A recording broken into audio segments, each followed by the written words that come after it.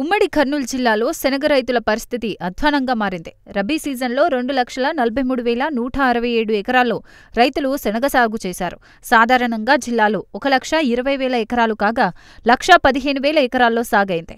ఇక నంద్యాల జిల్లాలో సాధారణ సాగు విస్తీర్ణం 1,55,507 ఎకరాలుండగా 1,28,137 ఎకరాల్లో రైతులు శనగ పంట వేశారు.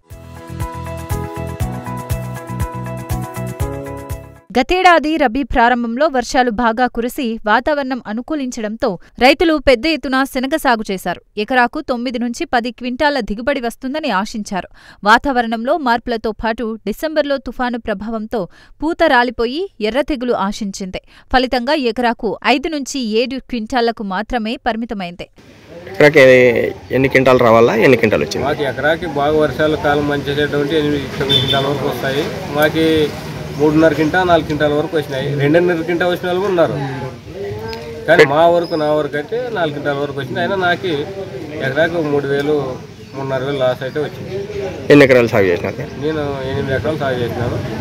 8 ఎకరాలు అంటే 3 ఎకరాలు వేరే వామ వేసుకున్నాను, 5 ఎకరాలు శనగ వేసినాను. 30,000 నష్టమే మీకు? 30,000 నష్టం. రైతులు పెట్టుబడుల రూపంలో ఎకరాకు 20,000 నుంచి 22,000 వరకు ఖర్చు చేశారు.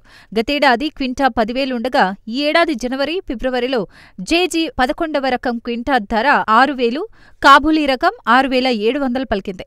ప్రస్తుతం ధరలు అమాంతం తగ్గిపోయి జేజీ 11వ రకం క్వింటా 5,000, కాబూలీ రకం క్వింటా 6,200 మాత్రమే ఉండటంతో రైతులు దిక్కుతోచని పరిస్థితుల్లో పడ్డారు. ఆర్థిక ఇబ్బందులతో కొందరు రైతులు ప్రస్తుతమున్న ధరలకే అమ్ముకోగా మరికొందరు ధర మాత్రం పెరుగుతుందన్న ఆశతో గోదాముల్లో నిల్వ చేసుకున్నారు.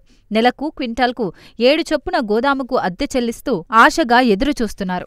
3 ఎకరాలు సాగు చేసిన 90,000 పెట్టుబడి వచ్చింది.